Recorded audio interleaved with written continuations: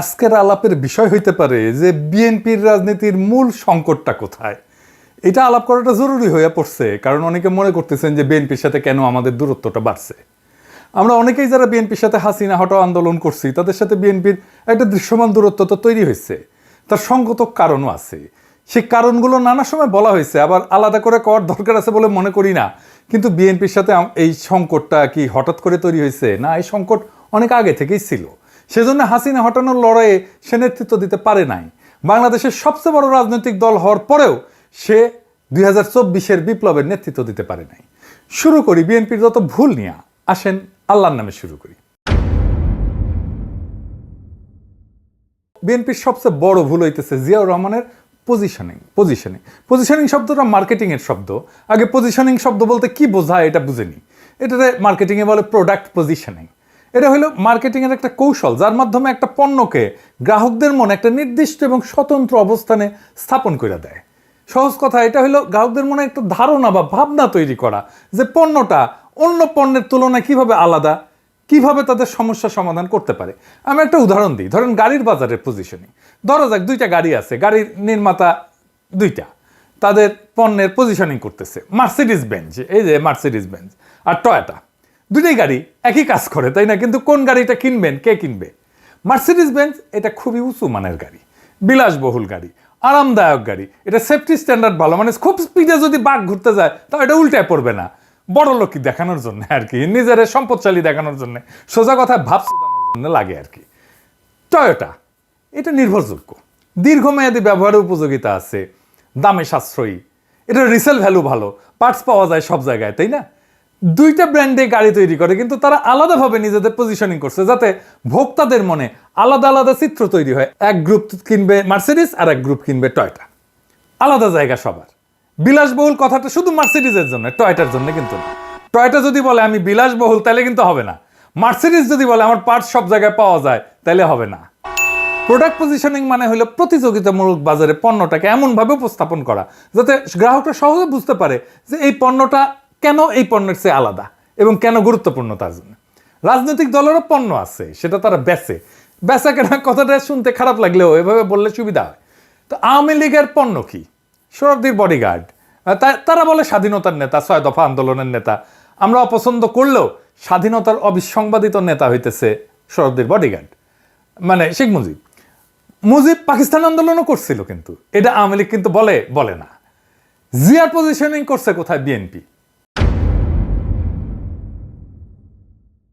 জিয়ার পজিশনিং করছে স্বাধীনতার ঘোষক, জেড ফোর্সের নায়ক। স্বাধীনতা কি জিয়া 1 নাম্বার ক্যারেক্টার স্বাধীনতা যুদ্ধে, মুক্তিযুদ্ধে?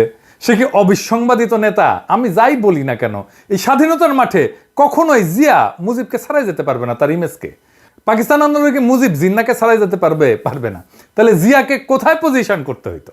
জিয়া 7ই নভেম্বরের বিপ্লবের অবিসংবাদিত নেতা। 7ই নভেম্বর তো বিপ্লব হয়েছিল, সেই বিপ্লবের বিপ্লবীরা প্রফেসর ইউনূসের মতো জিয়াকে নেতার মুকুট পরাইছিল। জিয়া নেতা হইতে চায় নাই, কিন্তু পরিস্থিতির প্রয়োজনে নেতৃত্ব গ্রহণ করছেন, ঠিক প্রফেসর ইউনূসের মতো। সক্রেটিস বলছিল সেই শাসকই শ্রেষ্ঠ শাসক যে অনিচ্ছুকভাবে শাসনভার নেয়। বাংলাদেশের ইতিহাসে 2জন অনিচ্ছুক শাসক পাইছি, একজন প্রফেসর ইউনূস আর একজন জিয়াউর রহমান। জিয়াকে উচিত ছিল আগস্ট বিপ্লবের নায়ক হিসেবে পজিশন করা, সেটা বিএনপি করে নাই। জিয়াকে উচিত ছিল অনিচ্ছুক শাসক হিসেবে পজিশন করা, সেটাও সে করে নাই। সে নভেম্বর বিপ্লবকে ওনই করে না, 2024-এর বিপ্লবকে বিপ্লব বলে স্বীকার করতে চায় না। বিএনপি আর তাদের বুদ্ধিজীবীরা বিপ্লব নামটা শুনলে কাপড় নষ্ট করে ফেলে, না জানি কি করতে হবে বিপ্লব কইলে। 2 নম্বর হইতেছে বিএনপির কোনো পলিটিক্যাল বয়ান নাই, মানে রাজনৈতিক বয়ান নাই। তো রাজনৈতিক বয়ান মানে কি? ধরেন আপনাকে যদি বলা হয় আপনার রাজনীতি কি, আপনার উত্তর কি হবে? খুব সহজ প্রশ্ন মনে হয়, কিন্তু গুছায় উত্তরটা দিতে গেলে দেখবেন ঠিক অতটা সহজ মনে হইতেছে না। মানে যদি চিন্তার স্বচ্ছতা থাকে, মানে চিন্তার স্বচ্ছতা মানে ধরুন অ্যারিস্টটল হয়ে যেতে হবে না। চিন্তার স্বচ্ছতা হলো আপনি যে বক্তব্য দেন সেই বক্তব্যটা কেন দিচ্ছেন, সে বক্তব্য কই থেকে আসছে সে সম্পর্কে একটা পরিষ্কার আইডিয়া, ধারণা থাকা, এইটারে বলে চিন্তার পদ্ধতি। তো এই চিন্তার পদ্ধতি সম্পর্কে সচেতন থাকাই হইল চিন্তার স্বচ্ছতা। চিন্তা করতে পারা এটা মেলা কঠিন কাজ। যেটা বলছিলাম যে আপনাকে যদি জিজ্ঞেস করে যে আপনার পলিটিক্সটা মূলত কি, আপনি আসলে কি করেন, কি চান, এই সমস্ত প্রশ্নের উত্তর দিতে গেলে আপনাকে একটা গল্প বলতে হবে। এই গল্পটাই হইতেছে বয়ান। যেমন ধরেন আওয়ামী লীগ কি বলবে যে সে 1000 বছরের বাঙালি জাতীয়তাবাদের রাজনীতি করে। আপনার এই দাবির পক্ষে একটা গল্প বলতে হবে আওয়ামী লীগকে। সেই গল্পটা হইতেছে সোনার বাংলার গল্প। সে সোনার বাংলায় ফিরে যেতে চায়। সে বলবে মুক্তিযুদ্ধের কথা। সোনার বাংলায় ফেরার পথে একটা মাইলস্টোন মুক্তিযুদ্ধ। সোনার বাংলায় ফেরার পথে আরেকটা মাইলস্টোন 52 ভাষা আন্দোলন। এখন এই যে বয়ান, এই যে গল্পটা, এটা সমর্থনে যারা থাকবে তারা আওয়ামী লীগের। এমনও হতে পারে সে আওয়ামী লীগকে ভোটও দেয় না, কিন্তু মুক্তিযুদ্ধের এই গল্প, এই ন্যারেটিভ, এই বয়ান, স্বাধীনতার এই বয়ান, এটা সে বিশ্বাস করে। অর্থাৎ আওয়ামী লীগের পলিটিক্যাল ন্যারেটিভে তার কোনো আপত্তি নাই। তাহলে সে ভোট কেন দেয় না আওয়ামী লীগকে?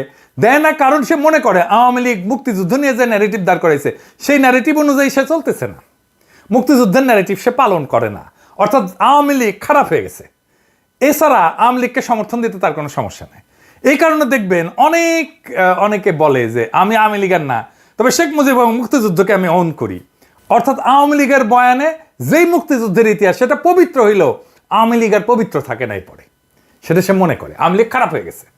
এই উদাহরণ দিই কয়েকটা, বুঝবেন আমি কাদেরকে বুঝাই। সিরাজুল ইসলাম চৌধুরী, আনু মোহাম্মদ, সিপিবি, এই যে বিএনপির ফজলুর রহমান, এমনকি মির্জা ফখরুল ইসলাম, এমনকি বিএনপির এখন সবগুলো নেতাই মোটামুটি আওয়ামী বয়ানে বিশ্বাস করে।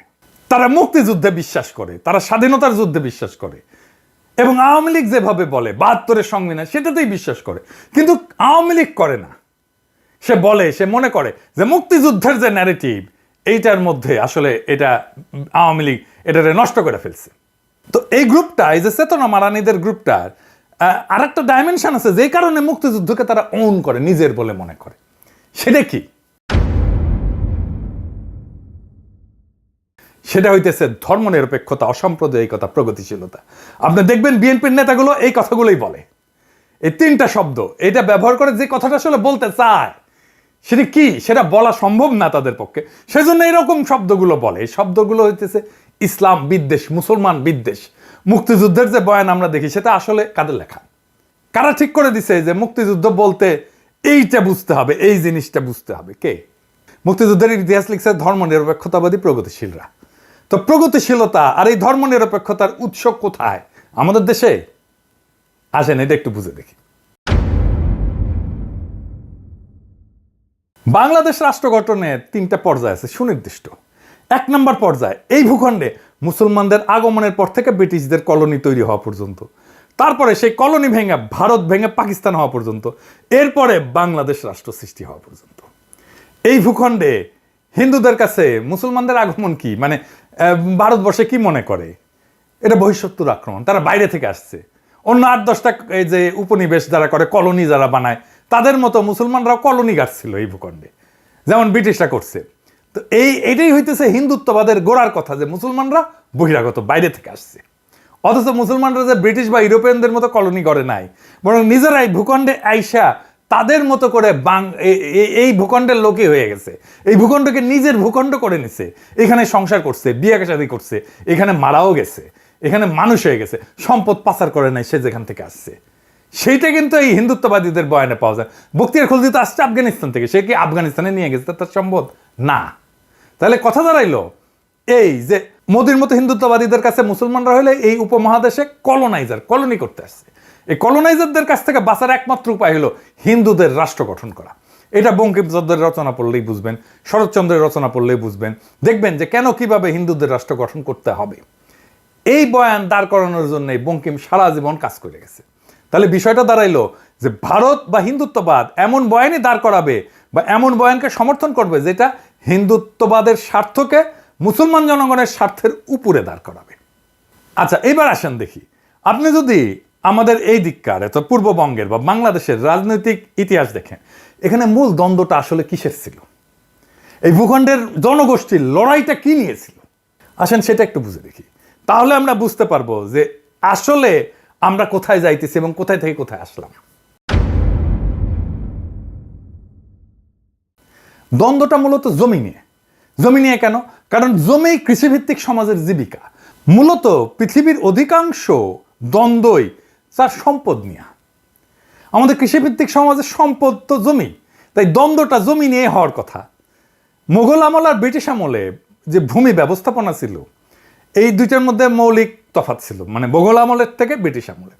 মোগলদের বিশেষ করে আকবরের আমলে জমির মালিকানা ছিল সম্রাটের। খাজনার বিনিময়ে কৃষক জমির সকল অধিকার ভোগ করত। জমিদারের কাজ ছিল মূলত প্রশাসনিক, খাজনাটার মালিক ছিল না সে। খাজনাও ফসলের উৎপাদনের উপরে নির্ভর করত। কোনো বছর ফসল যদি ভালো হইতো খাজনা বাড়ত, উৎপাদন কম হইলে খাজনা কমে যেত। বাংলা অঞ্চলে ব্রিটিশরা চিরস্থায়ী বন্দোবস্ত চালু করার পরে এই ব্যবস্থার আমূল পরিবর্তন আসে। শুরু হয় আমাদের দুঃখ। কেমন সেটা? জমিদার হয়ে যায় ভূমির মালিক, আর কৃষক হয় খাজনা দেওয়ার মেশিন। ফসল ভালো হয়েছে কি খারাপ হয়েছে সেটা না, নির্দিষ্ট পরিমাণে খাজনা কৃষককে দিতে বাধ্য থাকতে হবে, একই পরিমাণে খাজনা। ফসল খারাপ হইলেও দিতে হবে, ভালো হইলে তো দিতে হবেই। মোগল এবং ব্রিটিশ আমলে জমিদারদের পার্সেন্টেজ করেন, তাহলে দেখবেন যে মোগল আমলে আনুমানিক 60 থেকে 70% জমিদার ছিল হিন্দু, বাকিটা মুসলমান এবং অন্যান্য ধর্মের। ব্রিটিশ আমলে এই সংখ্যাটা বাইরে হিন্দু জমিদারদের ক্ষেত্রে দাঁড়ায় 70 থেকে 80% হিন্দু জমিদার, মুসলমান এবং অন্যান্য ধর্মের জমিদারদের সংখ্যা দাঁড়ায় 20 থেকে 30%। অর্থাৎ মুসলমানরা মূলত বহিঃশত্রু, এই ধারণা থেকেই হিন্দু এলিটরা সবসময় ক্ষমতার কেন্দ্রে তাদের অবস্থানটা নিশ্চিত করছিল। ফলে ব্রিটিশদের আমলে আমাদের বাংলা অঞ্চলে হিন্দু জমিদারদের বর্ধিত ক্ষমতা পরিণত হয় মূলত রাজনৈতিক প্রভাব খাটায়, হিন্দু প্রভাব বজায় রাখায়। আর এই চিরস্থায়ী বন্দোবস্তের জমিদারি প্রথায় হইয়া দাঁড়ায় বাংলায় ফিরে পাওয়া সেই ক্ষমতা যা হিন্দু রাষ্ট্রে সে পাইতে চাইছিল, বা মুসলমানদের আগমনদের আগে যেই ক্ষমতাটা হিন্দুদের ছিল। মুসলমানদের আগমনের পরেই প্রথম, ব্রিটিশ আসার পরে হিন্দুরা তাদের হিন্দু রাষ্ট্র মানে মুসলমানদের হঠায় রাষ্ট্র ক্ষমতা তাদের অধীনে নেওয়ার সুযোগটা এমনভাবে পাইল যেটা মুঘলদের আমলে ছিল না। তো হিন্দু রাষ্ট্র বানানোর পথে জমিদার শ্রেণীর যে রাজনৈতিক প্রভাব, সে প্রভাবের বিরুদ্ধে বিরোধিতা করবে কারা? মুসলমানরা, কারণ তারাই প্রজা। মনে রাখবেন যে এই বিরোধিতা গরিব কৃষকদের জমির মালিকানা আদায়ের আন্দোলন। কৃষকদের দিক থেকে এই আন্দোলন কোনো মুসলমান রাষ্ট্র গঠনের স্বপ্ন না, বা মুসলমান রাজত্ব ফিরে পাওয়ার স্বপ্ন না, সে ধর্ম প্রতিষ্ঠাও করতে আসতেছে না। এটা স্রেফ জমিদারি প্রথার নিষ্পেষণের বিরুদ্ধে প্রতিবাদ। এই আন্দোলনের নেতৃত্ব কারা দিছে আপনি যদি নাম দেখেন, এইটা দেখেন ফকির মজনু শাহ, হাজী শরীয়তুল্লাহ, দুদু মিয়া, তিতুমির, নুরুদ্দিন। এই আন্দোলন করছে মুসলমান হিন্দু কৃষকেরা মিলে, যারা হিন্দু জমিদারদের নিষ্পেষণ থেকে বাঁচতে চাইছিল। বাংলা অঞ্চল মানে পূর্ব বাংলা অঞ্চল, আজকে যেটা বাংলাদেশ, সেটা মুসলমান অধ্যুষিত হয়। এখানে মুসলমানদের পরিচালিত বিদ্রোহগুলাই এই জনপদের জনগণের রাজনৈতিক চিন্তার গঠনে সবচেয়ে শক্তিশালী প্রভাব রাখছে। দেখেন হাজী শরীয়তুল্লাহ প্রশ্ন উঠাচ্ছে যে জমির মালিক তো আল্লাহ, কোনো মানুষ না, ফলে জমিদারদের এই জমির মালিকানা আমরা মেনে নেব কেন? একটা গান আছে এই ধারণার উপরে ভিত্তি করে, শুনছেন কিনা জানি না। এটা হইতেছে এরকম: মাঠে মাঠে সোনালি ধান, পরাণ পাগল করে, কয়দিন পরে সেই ধান যাইব জমিদারের ঘরে রে, আমার হিস্সা নাই সেই ধানে, আমি যদি আল্লাহর বান্দা, জমিন ও আল্লাহর, আদম হাওয়ার সন্তান মোরা, সমান অংশীদার রে, আমার হিস্সা যায় কোনখানে? এই যে প্রশ্নের ধরনটা ধর্মীয়, কিন্তু অর্থ কি? অর্থ হইল আমরা এই বেইনসাফি মানি না। অর্থাৎ ইসলাম হয়ে উঠতেছে অন্যায়ের বিরুদ্ধে প্রতিবাদের হাতিয়ার, প্রতিবাদের ভাষা। তো খেয়াল করেন, জমির মালিকানার প্রশ্ন পরিণত হচ্ছে একটা রাজনৈতিক প্রশ্নে। অর্থাৎ ইসলাম শুধু ধর্মেই সীমাবদ্ধ থাকতেছে না, এটা পরিণত হচ্ছে মজলুমের অধিকার আদায়ের অস্ত্রে। এই কারণেই বাংলাদেশে ইসলামকে শুধু ধর্মে রিডিউস করে নিয়ে আসাটা প্রগতিশীলদের একটা কৌশল। কারণ তাহলেই সে ধর্মকে ব্যক্তিগত বলে ড্রয়িং রুমে আলাপে বিষয় বানায় ফেলতে পারবে, ড্রয়িং রুমে আটকায় ফেলতে পারবে, তার রাজনৈতিক প্রভাব থাকবে না। এর ফিরে যাই, তার মানে আমার রাজনৈতিক প্রশ্ন হচ্ছে যে আমার জমির মালিকানা যারা দেয় না তারা আমার শত্রু। রাজনৈতিক প্রতিপক্ষের জায়গা করে নিচ্ছে হিন্দু জমিদাররা। হিন্দু জমিদার মানে শুধু জমির মালিকই না, সে মূলত তার জমিদারের সকল প্রজার মালিক। জমিদারের বাড়ির সামনে দিয়ে জুতা পরে যাওয়া যায় না, হাঁটা যায় না, জমিদারের ছাওয়া মারানো যায় না, জমিদারের নাতির অন্নপ্রাশনে টাকা দিতে হয়, বেশি খাজনা দিতে হয়।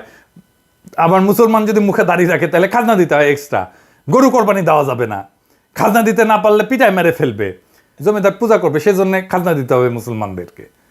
তখন মুসলমানরা প্রশ্ন তোলে যে আমি কেন হিন্দুর পূজায় খাজনা দিব? এই জমিদারদের নির্যাতনের ইতিহাস জানতে হবে আপনাদেরকে, কি বিভৎস নির্যাতন করত। যাই হোক, ফলে জমিদারি উচ্ছেদের যে প্রকল্প, সেটা শুধু জমির মালিকানা পাওয়ার মধ্যে সীমাবদ্ধ থাকে না, সেটা নিজের জন্য রাষ্ট্র বানানোর একটা প্রকল্পে পরিণত হইতে থাকে। এমন রাষ্ট্র যেখানে কৃষক তার জমির মালিকানা পাবে তো বটেই, সেই রাষ্ট্রে সে মানুষ হিসেবে বেঁচে থাকার অধিকার পাবে।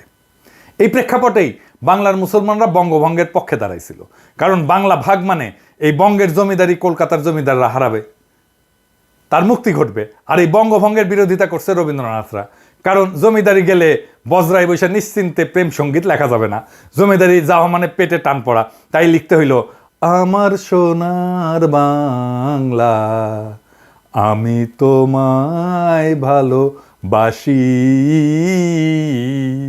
এই সোনার বাংলা কোনটা? এইটা। কোন ভূখণ্ডকে রবীন্দ্রনাথ সোনার বাংলা বলছিলেন? এইটা। রবীন্দ্রনাথের সোনার বাংলা এইটাই। শুধু জাতীয় সঙ্গীত নিয়ে হাউকাউ না কইরা এই সোনার বাংলা আয়না থেকে বা আমার বাকশালীরা। কিন্তু পরিহাসের বিষয় হলো পূর্ব বাংলা তাকে ভালোবাসে না। কিন্তু এই জমিদারি রক্ষার গানটাই হয়ে দাঁড়ায় জমিদার বিরোধী জনগণের রাষ্ট্রের জাতীয় সঙ্গীত। কি তামাশা! এই জমিদার বিরোধী আন্দোলনে আসলে কি ঘটে? হিন্দু জমিদারদের যে অর্থনৈতিক, রাজনৈতিক আর সাংস্কৃতিক প্রভাবের কথা বলছি, সেই প্রভাবে প্রথম সংগঠিত আঘাত হয়ে এই মুসলমান কৃষকেরা। ফলে এই যে জমিদার শ্রেণীর যে আধিপত্য এবং আপামর হিন্দুদের যে আধিপত্য, তার উপরেও আঘাত পড়ে। একজন হিন্দু কৃষক এবং মুসলমান কৃষকের মধ্যে তফাৎ হইল যে ওই হিন্দু কৃষক মানসিকভাবে জমিদারদের সাথে অবস্থান করে, আর মুসলমান কৃষকটা থাকে দ্বিতীয় শ্রেণীতে। এমন তথ্য আপনি ইতিহাসেই পাবেন। জমিদার বাড়িতে দুই কৃষক গেল, একজন হিন্দু আর একজন মুসলমান।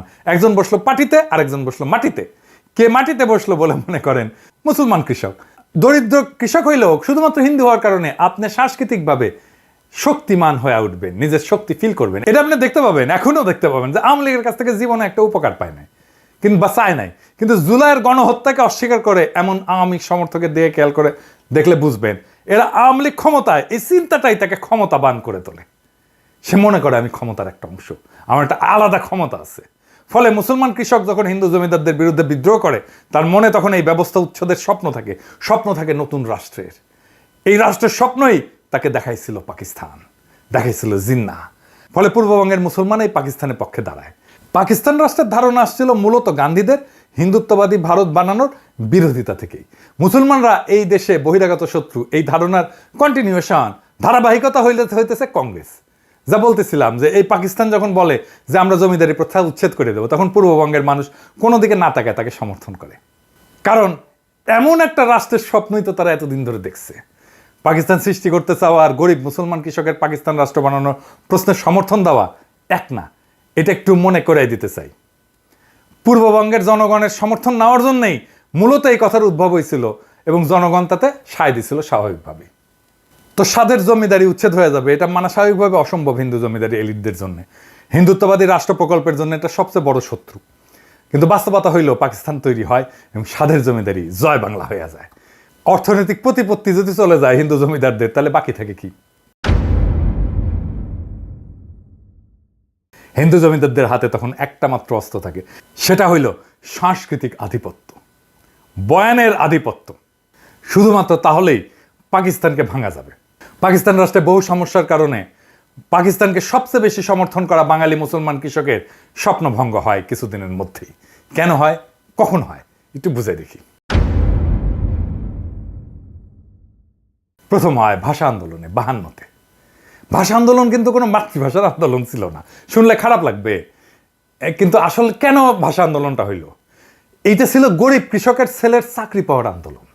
জমিদারি প্রথার শিকল থেকে রক্ত দিয়ে বেড়ে আসে কৃষক যখন শোনে রাষ্ট্রের ভাষা হবে উর্দু, অর্থাৎ সে বাংলায় কথা বলার ছেলে আর সে চাকরি পাবে না, সে বিদ্রোহ করে বসে। 52-র ভাষা আন্দোলন এই দেশের মেহনতি মানুষকে চেনার একটা বিশাল সুযোগ। পাকিস্তান আন্দোলন করে পাকিস্তান বানানো বাঙালি মাত্র 5 বছরের মাথায় রাষ্ট্রের বিরুদ্ধে বিদ্রোহ করে বসে। ফলে এদেশের জনগণ যে নিজের স্বার্থ বুঝে এবং বুঝে নিতে চায়, অন্তত তাকে বেশি দিন মুখে চুষনি দিয়ে চুপ করে রাখা যায় না, সেটা এই ঘটনায় বোঝা যায়। আমি এই জন্যই বলতাম, বারে বারে বলতাম, হাসিনার শাসন টিকবে না, কোথাও কোনো প্রতিরোধ নাই। আমি তখনও বলছি টিকবে না, আপনারা অবিশ্বাস করছেন অনেকেই, বলেন আমি বাড়ায় বাড়ায় বলি, আমি সকাল সন্ধ্যা হাসিনাকে ফেলাই দিই। এটাই আমাদের শক্তি। অনেকে আবার বলে যে আবার ফ্যাসিবাদ আসবে, আসতে পারে, টিকবে না। অনেকে বলে ভারতীয় আধিপত্যবাদ আসবে, আসতে পারে, টিকবে না। অনেকে বলে বিএনপি আওয়ামী লীগের শাসনের মতোই শাসন চালাইতে পারে, টিকবে না। বাংলাদেশের মাটিতে বাতাসে এমন কিছু একটা আছে, এটা মাথা নোয়ানোর না। এটা আমি আপনি না থাকি, বাংলাদেশ আবার জায়গা উঠবে, বাংলাদেশ আবার প্রতিরোধ করবে। যা বলছিলাম যে হিন্দু জমিদারদের শ্রেণীর যা সাংস্কৃতিক বয়ান, এই আধিপত্য তৈরি করে কে? আধিপত্যই তৈরি করে প্রগতিশীলতা, অসাম্প্রদায়িকতা এবং ধর্মনিরপেক্ষতার নামে। কারা করে? প্রথম আলো, টেলি স্টার, সিপিবি, ছায়ানট, উদিসি, এদের মাধ্যমে। যে কথাটা বলার জন্য এই তিনটে শব্দ ব্যবহার করে সেটা কি ইসলাম বিদ্বেষ, মুসলমান বিদ্বেষ। কারণ কি? তার কারণেই মুসলমান তার শখের জমিদারি, তার হিন্দুত্ববাদী ভারত ভেঙে দিছে। ফলে তাদের গায়ের ধরে না পারি চিন্তার ক্ষমতা আমাদের নিচেই রাখবো। প্রমাণ দিই আপনাকে। যদি জিজ্ঞেস করা হয় একজন অসাম্প্রদায়িক প্রগতিশীল লোক বললে আপনার মাথায় কেমন চিত্র ভাইসা ওঠে, আমি উত্তরটা দেব না। তবে শুধু এটুকু বলবো যে আপনার মাথায় কোনো দাড়ি টুপিওয়ালা লোককে, মুসলমানকে অসাম্প্রদায়িক প্রগতিশীল বইলা মনে হবে না। মুক্তিযুদ্ধের পর থেকে আমাদের রাষ্ট্রের রাজনৈতিক বয়ান যেটা আধিপত্য করতেছে, সেই বয়ানে কি দাড়ি টুপি পরা কাউকে স্থান দেওয়া যায়? ভেবে দেখেন। আমাদের প্রধান বয়ানে দাড়ি টুপি পরা সবাই হলো পাকিস্তানি, এবং জাফর ইকবালদের মতো সবাইকে পাকিস্তান পাঠিয়ে দিতে হবে। যে দাড়ি টুপি আর লুঙ্গির মুসলমানরা বাংলাদেশ রাষ্ট্র বানাইলো, তারাই এখন এই দেশের শত্রু, আর মালিক হইল কলকাতার সোনাগাছির খাটের যোদ্ধারা। এই দেশের অসাম্প্রদায়িকতা হইল পয়লা বৈশাখে রমনায় সিঁদুর ধুতি, হাতে শাখা পইরা মুসলমানদের ছেলেমেয়েদের নৃত্য করা, আর দাড়ি টুপি বোরখার আদম হইল দেশকে জঙ্গি বানাইতে চাওয়া চরমপন্থী ইসলামিস্ট। এই তো প্রগতিশীলদের বয়ানে মুক্তিযুদ্ধ, তাই না? যে গরিব মুসলমান কৃষক জমির মালিকানা আর অধিকারের রাষ্ট্র বানাইতে বহু সংগ্রামের শেষে এই বাংলাদেশ বানাইলো, সেই বাংলাদেশে তারা হয়ে গেল দেশ বিরোধী। খুব মজার ব্যাপার না? আর এই বয়ানের কারিগর কারা? এই বয়ানের কারিগর হইতেছে সেই প্রগতিশীল সাম্প্রদায়িক ধর্মনিরপেক্ষ ভাইয়েরা আর বোনেরা। এই বয়ানই তো হিন্দু জমিদারদের কালচারাল ন্যারেটিভের আধিপত্যের বয়ান, যে বয়ান এসে থিতু হয়েছে আওয়ামী লীগের হাতে। ফলে আওয়ামী লীগ হয়ে উঠছে ভারতের একমাত্র বর্ষার স্থল। বিএনপির রাজনৈতিক দেউলিয়াত্বের কথা উঠতে যে এত বড় ইতিহাস আনতে হইল, ক্ষমা করবেন, এবার বিএনপির আলাপে ঢুকবো। জেনারেল জিয়া হইলেন এই দেশের ইতিহাসের দ্বিতীয় প্রধান রাজনৈতিক ব্যক্তি, যিনি ভারতের সৃষ্ট বাংলাদেশে অনুষ্ঠিত এই বয়ানের বিরুদ্ধে দাঁড়ায় পড়ছিলেন দ্বিতীয় ব্যক্তি হিসেবে। প্রথম ব্যক্তি কে ছিলেন? মৌলানা ভাসানী। অর্থাৎ মুক্তিযুদ্ধ তথা বাংলাদেশের পলিটিক্যাল ডমিনেন্ট বয়ানকে ভেঙে নতুন বয়ান দাঁড় করেছিলেন জিয়াউর রহমান। তিনি যে খুব শক্ত বয়ান দাঁড় করাতে পারছিলেন তা না, তবে আওয়ামী বয়ানের বাইরে তিনি আসতে পারছিলেন। ফলে ভারতের হেজিমনির বাইরেও যে এদেশে পলিটিক্স করা যায় সেটার পথ তিনি দেখাইছেন। এমনকি মৌলানা ভাসানী ক্ষমতায় আসতে পারেননি, জিয়াউর রহমান ক্ষমতায় চলে আসছিলেন। সো মৌলানা ভাসানীর চেয়ে এক ধাপ আগায় জিয়াউর রহমান ইন্ডিয়ার কালচারাল ডমিনেন্স পলিটিক্যাল বয়ানের বাইরে নতুন একটা রাজনৈতিক চিন্তা দেখাইছেন এবং সেই চিন্তাকে ক্ষমতাশালী করে তুলছেন। আজকের বিএনপির অবস্থা কি? আজকের বিএনপি মুক্তিযুদ্ধের কথা বলে, ৭২-এর সংবিধানের কথা বলে রাজনীতি করতে চাইতেছে। প্রথম আলো ডেইলি স্টারের সামনে জিয়াফত দিলে বিএনপির পুচ্ছে আগুন জ্বলে যায়, আর মির্জা ফখরুল মিছা কথা বলে বক্তৃতায় দেয় যে পত্রিকা অফিসে আগুন দেওয়া হয়েছে। এমন বাংলাদেশকে আমরা চেয়েছিলাম। বাংলাদেশ রাষ্ট্রের সাথে সবচেয়ে বড় গাদ্দারি এখন বিএনপি শুরু করছে। বিএনপি যদি মুক্তিযুদ্ধের আওয়ামী বয়ানি ফেরি করে, তাহলে আলাদা করে পার্টি করার প্রয়োজনীয়তা কিসের? আওয়ামী লীগ করলেই তো পারে। তো মুক্তিযুদ্ধের বয়ান দিয়ে যে ফ্যাসিজম আওয়ামী লীগ চালু করছিল, সে একই কাজ তো বিএনপিও চালু করলো। তাহলে বিএনপির নিজের রাজনীতি কোনটা? উত্তর হইল যে বিএনপির কোনো রাজনীতি নাই। আওয়ামী লীগ তার বয়ান দিয়ে ফ্যাসিজম করছিল, কারণ সেটা করার জন্য যে জিনিসগুলো দরকার, যে ন্যারেটিভ দরকার, সেটা তার ছিল। বিএনপির ফ্যাসিজম করতে পারবে না, কারণ ফ্যাসিস্ট হওয়ার জন্য যে ন্যারেটিভ দরকার সেটা তার নাই। বড় জোর চাঁদাবাজ হইতে পারবে, টেন্ডারবাজি করতে পারবে, ঘুষ খাইতে পারবে, টেম্পু স্ট্যান্ড দখল করতে পারবে, আওয়ামী লীগের চাইতে কুৎসিত ভাবে গালি দিতে পারবে, কিন্তু রাজনীতি করতে পারবে না। ফলাফল হয়েছে যে বিএনপি রাষ্ট্র ক্ষমতায় যাওয়ার সবচেয়ে বড় স্টেক হোল্ডার যে দল, সেটা অলরেডি সবার কাছে একটা তামাশায় পরিণত হয়েছে। তাদেরকে এখন টেম্পু স্ট্যান্ডের চাঁদাবাজ বলা হয়। দেখেন, তারা দ্রুত নির্বাচন চায়, আগাম নির্বাচন চায়, সেটাও তামাশার বিষয় হয়ে গেছে। সে আগাম নির্বাচনের পক্ষে সে একটা ভালো ন্যারেটিভও দাঁড় করাইতে পারেনি। আল বদর থেকে বানানো আল বটর গালিটাই বিএনপির রাজনৈতিক দেউলিয়াত্বের সবচেয়ে বড় প্রমাণ। ভাষা ধার করতে হয় আওয়ামী লীগের কাছ থেকে। আওয়ামী লীগের বানানো মুক্তিযুদ্ধের বয়ানের বাইরে কোনো পলিটিক্যাল বয়ান বানানোর বুড়ো বিএনপির নাই। জিয়াকেও এই মুক্তিযুদ্ধের বাইরে কল্পনা করতে পারে না। আওয়ামী লীগের শত্রু বানানো দেখে আওয়ামী লীগের শত্রু জামাতকেই তার শত্রু বানাইতে হয়। আওয়ামী লীগ যেহেতু বানাইছে, তাকেও বানাইতে হবে। সেজন্য সে আসলে দেখেন, সে আওয়ামী লীগ বয়ানের ভিতরেই আছে, আওয়ামী লীগের ন্যারেটিভের ভিতরেই আছে। আওয়ামী লীগেররা যে গালিটা দিত, বিএনপি একই গালি দিচ্ছে রাজাকার বইলা। যারা আওয়ামী লীগের শত্রু ছিল, তারা এখন বিএনপি শত্রু হয়ে গেছে। সিপি গ্যাংয়ের মতো তারা ঝাঁপায় পড়তেছে আমাদের ফেসবুক পোস্টে। আওয়ামী লীগ আমারে বলতো আমি তারেক রহমানের টাকা খাই, বিএনপি এখন বলে আমি জামাতের টাকা খাই। চিন্তায় এতটাই গর্দভ, সেই আওয়ামী লীগের বয়ান, আওয়ামী লীগের ভাষা, আওয়ামী লীগের ন্যারেটিভ দাঁড় কইরা সে আমাদেরকে ফাইট করতে হয়।